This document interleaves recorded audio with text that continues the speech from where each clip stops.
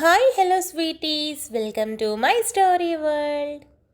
ఇప్పుడు చెప్పు, వేరే వాళ్ళు గుసగుసలాడుకోవడం ఇబ్బందిగా ఉందా, లేక నేను నిన్ను అవాయిడ్ చేయడం ఇబ్బందిగా ఉందా అని సీత అడిగింది. నువ్వు నువ్వు అవాయిడ్ చేయడం ఇబ్బందిగా ఉంది. వేరే వాళ్ళ గురించి నేను అస్సలు ఆలోచించలేదు అని రామ్ చెప్పాడు. సీత రామ్ చేతిని పట్టుకొని తీసుకుని వెళ్ళి బెడ్ మీద కూర్చోబెట్టి పక్కనే కూర్చొని తన భుజం మీద తలవాల్చి, రామ్ చూసావా, పొద్దున్నుండి గమనించాను, వాళ్ళందరూ మాట్లాడుకుంటున్నారు అన్న నువ్వు సాయంత్రం నుండి వాళ్ళని పట్టించుకోవడం పూర్తిగా మానేశావు. కేవలం నా గురించి ఆలోచించావు. నేను చెప్తుంది కూడా అదే. లోకం గురించి నీకెందుకు? పక్కన నేను నీతో ఉన్నప్పుడు ఎంత సంతోషంగా ఉన్నానో గుర్తించు. అప్పుడు నీకు వేరే ఎవరూ కనిపించరు. We're made for each other Ram. నేనది నమ్ముతున్నాను. పోనీ ఇలా కూడా అనుకో, గంతకి తగ్గ బొంత అని సీత నవ్వడంతో రామ్ కూడా నవ్వేశాడు. అది ఇలా నవ్వుతూ ఉండు. నాకు కూడా ఈవినింగ్ నుండి నిన్ను అవాయిడ్ చేయడం అసలు నచ్చలేదు. కానీ రియాలిటీ ఏంటన్నది చెప్పడం కంటే చూపిస్తే బాగుంటుందనిపించింది. నేను నీతో కంఫర్టబుల్గా ఉన్నాను రామ్. నువ్వు చూసే చూపులు, నీ మాటలు, నీ టచ్, ఇవన్నీ నేను ఎలా ఫీల్ అవుతున్నానో నీకు చెప్పినా అర్థం కాదు. అది నా మనసుకు మాత్రమే తెలిసిన ఫీలింగ్. నువ్వు ఎవరైనా ఏదైనా అంటున్నారీ అని ఆలోచించే ముందు నేనేమనుకుంటున్నానో ఆలోచించు. అప్పుడు మన లైఫ్ చాలా బ్యూటిఫుల్గా ఉంటుంది. నువ్వు కూడా ప్రశాంతంగా ఉంటావు అని సీత చెప్పింది. రామ్ సీత మాటలకి తదేకంగా తనని చూసి ఒక్క క్షణం కూడా ఆలోచించకుండా తన బుగ్గని ముద్దాడి, I love you Sita, I love you so much అని చెప్పాడు. నా నుండి రిప్లై ఎక్స్పెక్ట్ చేయకు, చెప్పాను కదా, చెప్పాలి అనిపించినప్పుడు తప్పకుండా చెప్తాను అని సీత అనింది. నువ్వు చెప్పే ఆ 3 ముక్కల కోసం ఎన్నాళ్ళైనా వేచాలి అనిపిస్తోంది కానీ అని రామ్ రాగం తీయడంతో, హా కానీ అని సీత ఓరిగా చూస్తూ అనింది. అంటే ఐ లవ్ యూ అనే పదం కోసం ఎదురు చూడడం బాగుంది కానీ నీ నుండి దూరంగా ఉండడం అంతగా బాగోలేదు అని రామ్ చెప్పాడు. రామ్, ఎక్కువ రోజులు టైం తీసుకోను. నువ్వంటే నాకు ఇప్పుడు కూడా ఇష్టమే. నా కోసం కొద్ది రోజులు అని సీత తదేకంగా తనని చూస్తూ చిన్నపాటి నవ్వుతో అడిగింది. ఇంత స్వీట్గా అడిగితే ఒప్పుకోకుండా ఎలా ఉంటాను? ఎప్పుడు కూడా ఫిజికల్ రిలేషన్కి ఇద్దరే యాక్సెప్టెన్స్ ఉండాలి. అప్పుడే అందులో సుఖం మాత్రమే కాదు, సంతోషం కూడా ఉంటుంది అని రామ్ అన్నాడు. వెంటనే సీతకి రితు మెదిలి గుర్తు రావడంతో, ఎంత మెచ్యూరిటీ రామ్కి, ఎంత బాగా ఆలోచిస్తున్నాడు అని అనుకొని, అర్జెంటుగా పైకిలే అని సీత లేచి అనడంతో రామ్ వెంటనే లేచి ఏమైంది అని అడిగాడు. సీతారామ్ని గట్టిగా హక్ చేసుకొని, ప్రతిసారి నా అంచనాల్ని దాటిపోతూనే ఉన్నావు. ఇప్పుడు నాకు ఐ లవ్ యూ చెప్పాలనుంది కానీ చెప్పను అని సీత అనడంతో రామ్ కూడా తన చుట్టూ చేతులు వేసి పట్టుకొని నవ్వేస్తూ, నీకు నచ్చినప్పుడు చెప్పు అని అన్నాడు. బాబు బాల్కనీలో నిలబడి చలికి స్వెటర్ తగిలించుకొని గుప్పు గుప్పుమంటూ సిగరెట్ కాలుస్తూ ఉన్నాడు. ఇప్పుడు మాట్లాడితే బాగుంటుందా లేదా అని రితు 1కి 10 సార్లు ఆలోచించి మెల్లగా వెళ్ళి బాబు పక్కన నిలబడి, బాబు ఎందుకో మధ్యలో వచ్చేసావు అని అడిగింది. కానీ బాబు నుండి ఎలాంటి రెస్పాన్స్ లేదు. రితు బాగా ఆలోచించి, నువ్వు ప్రేమించిన అమ్మాయి గుర్తొస్తుందా అని అడగడంతో అసలు ఆ ప్రశ్నని రితు నుండి ఊహించని బాబు షాక్ అయి తన వైపు చూశాడు. నీకు ఇష్టం లేకుండా పెళ్లి జరిగిందా అని మరో ప్రశ్నని వెంటనే సంధించింది రితు. బాబు ఆశ్చర్యంగా అలాగే చూస్తూ ఉండడంతో కాస్త ధైర్యం చేసి పక్కకు వెళ్ళి బాబు చేతిని తన చేతుల్లోకి తీసుకొని, బాబు, ఆ రోజు పెళ్లి మండపంలో అందరూ మాట్లాడుతూ ఉన్నారు. బయట నువ్వు ప్రేమించిన అమ్మాయి వచ్చి గొడవ చేస్తుందని. అప్పుడు నేను అనుకున్నాను, మీ ఇద్దరికీ బ్రేకప్ అయిందేమో, అందుకే తనొచ్చి నీ పరువు తీయాలనుకుంటుంది అని. ఎందుకంటే అక్కడ నేను నిన్ను నమ్మాను. బయట ప్రేమించిన అమ్మాయి గోల చేస్తుంది అన్నా కూడా నువ్వు కదలకుండా కూర్చోవడంతో నీకు ఆ అమ్మాయి అంటే ఇష్టం లేదు, అందుకే నన్ను పెళ్లి చేసుకుంటున్నావు అనుకున్నాను. అందుకే నేను నిన్ను ఇప్పటి వరకు ఆ టాపిక్ గురించి మాట్లాడలేదు. కానీ ఈ 3 నెలల్లో నీ ప్రవర్తన చూసిన తర్వాత అడుగుతున్నాను, నీకు తను ఏమైనా గుర్తొస్తుందా, లేదా నేను నిన్ను ఏ విషయంలో అయినా సాటిస్ఫై చేయలేకపోతున్నానా? ప్లీజ్ నా వైపు ఏదైనా మిస్టేక్ ఉంటే చెప్పు, నేను రెక్టిఫై చేసుకుంటాను. అట్లీస్ట్ ట్రై చేస్తాను. లేదా ఫ్యూచర్లో నన్ను వదిలేయాలని అనుకుంటున్నావా అని రితు చాలా టెన్షన్తో అడిగింది. బాబు ఏ ప్రశ్నకి సమాధానం చెప్పలేదు. అప్పటి వరకు తన వైపు చూసిన బాబు తల పక్కకి తిప్పుకున్నాడు. బాబు, సూటిగా ఒక మాట అడుగుతాను, సమాధానం చెప్పు.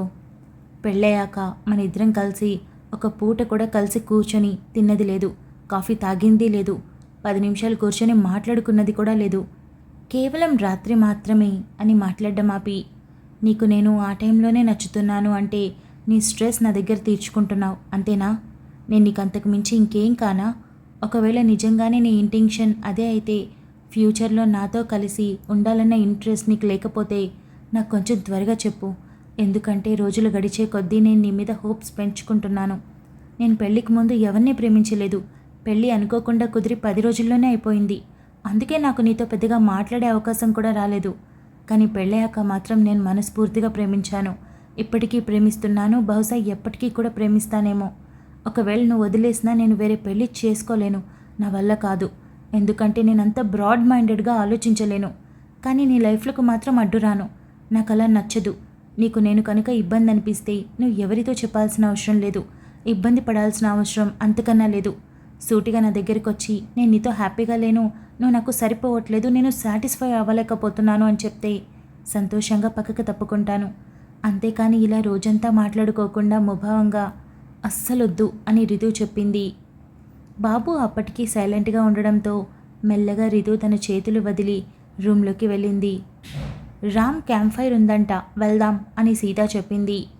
తప్పకుండా, ఇలాంటివి ఎప్పుడో కానీ అనుభవించలేం. సింపుల్గా చెప్పాలంటే భోగి రోజు ఇంటి ముందు మంట వేసుకోవడం తప్ప ఇలాంటివి ఎక్కడ చూస్తాం అని రామ్ అనడంతో ఇదైతే నిజమే, అందుకే మనం కూడా వెళ్దాం అని సీత అనింది. అలాగే, ఇక్కడ రేపు ఈవినింగ్ వరకే ఉండేది, తర్వాత మళ్ళీ ఇక్కడి నుండి కొడైకెనాల్ వెళ్తామంట అని రామ్ చెప్పాడు.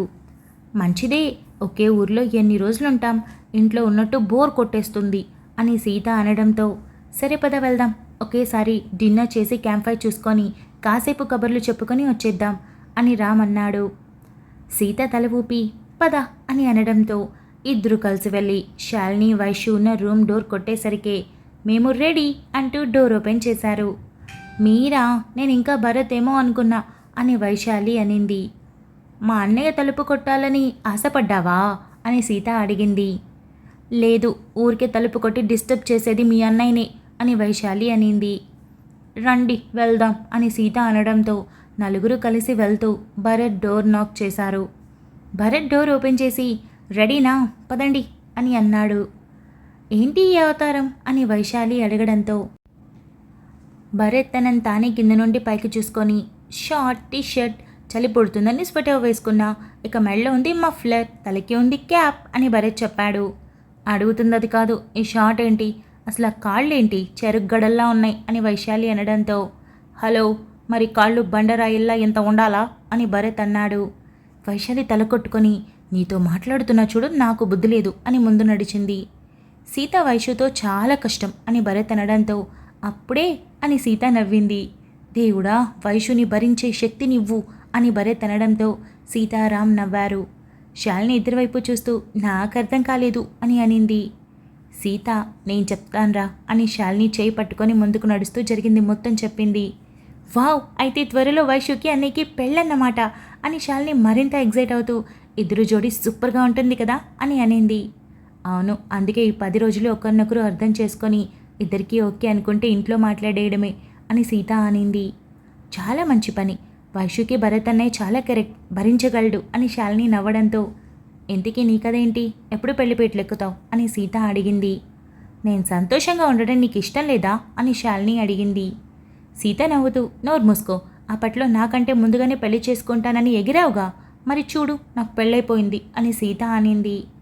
రాసి పెట్టాలి కదే, అప్పుడే అవుతుంది. అయినా ఆల్రెడీ నీ పెళ్ళయ్యాక మా అమ్మా నాన్న సంబంధాలు చూస్తామని గట్టిగా చెప్పి మొదలెట్టేశారు వెతకడం. మేబీ నాకు తెలిసి చాలా త్వరగానే వెతికేస్తారనుకుంటున్నా అని శాలిని అనింది. అలా అంటూనే ఎగ్జిబిషన్ దగ్గర రాకీ మాట్లాడేటప్పుడు వచ్చి సాయం చేసిన అతను గుర్తు రాగానే సీత, భరత్ అన్నయ్య ఫ్రెండ్ ఆ అబ్బాయి కదా, అదే గొడవ జరిగేటప్పుడు వచ్చి మనకి సపోర్ట్ చేసింది తనే కదా అని వేలు పెట్టి చూపించడంతో సీత ప్రణయ్ వైపు చూసి అవును అని చెప్పింది. సరే మీరు నడుస్తూ ఉండండి, నేను వెళ్ళి ఒక థ్యాంక్స్ చెప్పేసి వస్తా అని శాలిని పరుగు పరుగునా వెళ్ళింది. ఎక్కడికి శాలిని వెళ్తుంది అని భరత్ కాస్త కంగారుగా అడగడంతో ఏం లేదన్నయ్య, నీ ఫ్రెండ్ ప్రణయ్ మనకి సపోర్ట్ చేశాడు కదా, ఒక థ్యాంక్స్ చెప్పేసి వస్తానని వెళ్ళింది అని అనడంతో వాడి దగ్గరకా, అయితే ఓకేలే మంచోడే అని భరత్ రిలాక్స్ అయ్యాడు. శాలిని వెళ్ళి హలో అని పిలిచింది. ప్రణయ్ ఫ్రెండ్స్తో మాట్లాడుతూ చూడకపోవడంతో హలో మిమ్మల్నే అని మరోసారి అనడంతో రే ప్రణయ్, నిన్నే పిలుస్తుందా అమ్మాయి అని తన ఫ్రెండ్స్ చెప్పారు. ఫోన్ చూస్తూ మాట్లాడుతున్న ప్రణయ్ వెనక్కి తిరిగి శాలిని వైపు చూశాడు. ఎగ్జిబిషన్, గొడవ, సపోర్ట్ అని శాలిని గుర్తు చేసింది. గుర్తున్నారు అని ప్రణయ్ అన్నాడు. థ్యాంక్ యూ సపోర్ట్ చేసినందుకు అండ్ సారీ కూడా అని శాలిని చెప్పింది. థ్యాంక్స్ చెప్పినప్పుడు నార్మల్గా ఉన్న ప్రణయ్ ఫేస్ సారీ చెప్పగానే తన కనుబొమ్మలు ముడిచి అనుమానించారా అని అడిగాడు. అంటే నా వెనుక మీరే ఉన్నారు కదా, అందుకే సో సారీ బై మిస్టేక్ అనుకున్నాను. తర్వాత మీరు కాదని నాకు అర్థమైంది, కానీ వచ్చి సపోర్ట్ చేస్తారని ఎక్స్పెక్ట్ చేయలేదు. థ్యాంక్ యూ సో మచ్ అని శాలిని చెప్పింది. అది అని ప్రణయ్ మాట్లాడబోతుంటే ఓకే ఓకే థ్యాంక్స్ చెప్పాలనుకున్నాను, చెప్పేశాను, నేను వెళ్ళిపోతున్నారు వాళ్ళు, బాయ్ బాయ్ అని శాలిని పరుగున వెళ్ళిపోయింది. వెళుతున్న శాలిని వైపు ఆశ్చర్యంగా చూస్తూ ఇదేంటి, వచ్చింది, మాట్లాడింది, కనీసం తన థ్యాంక్స్ సారీ తీసుకున్నానా లేదా ఇంకా ఏమైనా మాట్లాడుతున్నానో వినకుండా అలా వెళ్ళిపోయింది. క్రేజీ గర్ల్ అని ప్రణయ్ అనుకున్నాడు. అందరూ కలిసి డిన్నర్ ఫినిష్ చేశాక తిరిగి నిదానంగా నడుచుకుంటూ హ్యాండ్స్ ఫోల్డ్ చేసుకొని చలిని తమ కౌగిట్లో బంధిస్తూ అరచేతుల మధ్య వేడిని రాజేసుకొని చంపల మీద పెట్టుకుంటూ నడిచి క్యాంప్ ఫైర్ దగ్గరికి చేరుకున్నారు. అప్పటికే అక్కడికి అందరూ చేరుకొని ఉన్నారు. డ్యాన్సులు వేస్తూ మాట్లాడుకుంటూ నవ్వుకుంటూ చాలా గోలగోలగా ఉంది. అందరూ వెళ్ళి నిలబడి అక్కడ చూస్తూ ఉండగా దూరంగా బాబు, రితు కనిపించారు. రితు దూరం నుండి హాయ్ చెప్పడంతో సీత కూడా నవ్వుతూ హాయ్ చెప్పింది. బాబు మాత్రం ఆ మంటల వెలుగులో కనకాంబరం రంగు చీరలో తన మేని ఛాయ మరింతగా మెరిపిస్తూ కనిపిస్తుంటే సీతని అలాగే చూస్తూ ఉన్నాడు. పక్కనే ఉన్న రామ్తో సీత గలగలా నవ్వుతూ మాట్లాడడం, మధ్యలో ముట్టుకోవడం, అప్పుడప్పుడు చేతి మీద చిన్నగా కొట్టడం, ఇవన్నీ చేస్తూ ఉంటే బాబుకి లోపల చాలా ఇరిటేటింగ్గా అనిపించింది. ఎలా సీతతో మాట్లాడాలి అని బాబు అనుకున్నాడు. కానీ తను మాట్లాడే అవకాశం ఇవ్వట్లేదు. ఏం చేయాలి అని ఆలోచించడం మొదలుపెట్టాడు. రామ్ డల్గా ఉండడం గమనించిన వైషు అన్నయ్య ఏమైంది అని చిన్నగా తన చెవి దగ్గరికి వెళ్ళి అడిగింది. ఐస్ క్రీమ్ కావాలి అని రామ్ అడిగాడు. వైషు చిన్నగా నవ్వుతూ అక్కడ షాప్ ఉంది, నేను వెళ్తాను అని వైషు అందరిలో నుండి బయటకొచ్చి వెళ్ళింది. రామ్ పిలిచేలోపు వెళ్ళిపోవడంతో అయ్యో వైషు అని తల పట్టుకున్నాడు. సీత రామ్ వైపు చూసి ఏమైంది అని అడిగింది. అంటే నేను డల్గా ఉండేసరికి వైషు ఎందుకు అలా ఉన్నావు అని అడిగింది. ఐస్ క్రీమ్ తినాలనిపిస్తుందని చెప్పాను, అంతే, ఒక్క మాట కూడా మాట్లాడకుండా షాప్కి వెళ్ళిపోయింది, ఒంటరిగా వెళ్ళింది అని రామ్ అనడంతో సీత ఏ షాప్ అని చూసి అర్థమై అక్కడ క్రౌడ్ ఉంటుందిలే, ప్రాబ్లం లేదు, దగ్గరేగా అని సీత అని అన్నయ్య వైషు అక్కడ షాప్ దగ్గరికి వెళ్ళింది ఐస్ క్రీమ్ కోసం, ప్లీజ్ తనని తీసుకుని రావా అని చెప్పడంతో ఇదో తింగరమాలోకం అని భరత్ అలాగే అని వెళ్ళాడు. ఇలారా అని రామ్ చేయి పట్టుకొని అక్కడి నుండి తీసుకుని వెళ్ళింది సీత. ఎక్కడికి సీత అని రామ్ అడగడంతో సీత పక్కకి తీసుకెళ్ళి ఇదిగో రాముడు, నాకు కోపం వచ్చిందనుకో నా సంగతి పూర్తిగా తెలియదు, ఎంతసేపు ఏడుస్తూ ముభావంగా ఉండే అమ్మాయి అనుకుంటున్నావేమో, అలా ఏం కాదు, నీకు ఐస్ క్రీమ్ తినాలనిపిస్తే నాకు చెప్పొచ్చు కదా, నేనేం కానా నీకు అని సీత అడిగింది. అదేం కాదు, నేను ఆలోచిస్తూ ఉండగా వైషుకి నా గురించి తెలుసు కాబట్టి అడగ్గానే చెప్పేశాను అంతే, నీకు చెప్పకూడదని కాదు అని రామ్ అంటూ ఉండగా పో రాముడు, నువ్వు అసలు నన్ను లెక్కలో కూడా వేసుకోవట్లేదు అని సీత అనింది. అయ్యో సీత అలా అనకు, అది ఏంటో విచిత్రం, అందరికన్నా నువ్వే ఇంపార్టెంట్ పర్సన్ అయిపోయావు, నువ్వు లెక్కలో వేసుకోవట్లేదు అంటున్నావు, ఆ మాటకి నువ్వెలా నాకు ఎక్కువనో ఎలా చెప్పాలో అర్థం కావట్లేదు అని రామ్ అన్నాడు. ఇంకొకసారి ఇలా చేస్తావా అయితే అని సీత అనడంతో రామ్ తల అడ్డంగా ఊపాడు. సీత వెంటనే నవ్వి చేయి పట్టుకొని సరేరా ఐస్ క్రీమ్ ఇక్కడ ఉంది, వైషు ఏమో అక్కడికి వెళ్ళింది అని ఇద్దరు కలిసి వెళ్ళారు. వైషు ఐస్ క్రీమ్ తీసుకుని వస్తూ ఉండగా ఏయ్ తింగరమాలోకం, ఒక్కదానివే వెళ్ళిపోతావా, తెలియని ఊరు కదా అని భరత్ అనడంతో నాకేం భయం లేదు, నా జోలికొస్తే కత్తి తీసుకొని ముక్కలు ముక్కలు చేసేస్తా అని వైశాలి అనింది.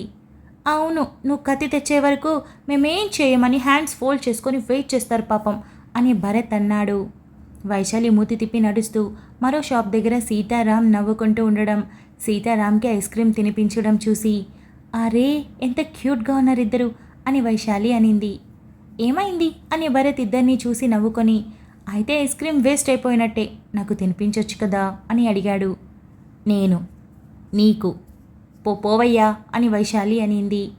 ఊరికే వద్దు, ఏదైనా ఛాలెంజ్ పెట్టుకుందాం అని భరత్ అనడంతో వైషు ఆగి తిరిగి చూసి ఏంటది అని అడిగింది.